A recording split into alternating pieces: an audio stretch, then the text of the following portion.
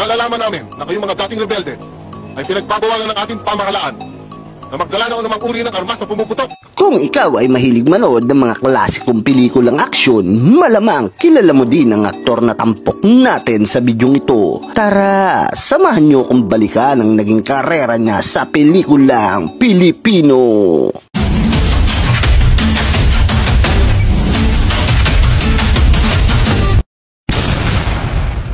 Siya ay si Conrad Castro Poe o mas kilala natin bilang Conrad Poe. Ipinanganak noong May 14, 1948. Ang kanyang mga magulang ay kapwa-sikat na artista noon na sina Fernando Poe Sr. at ang dating leading lady nito na si Patricia Mijares.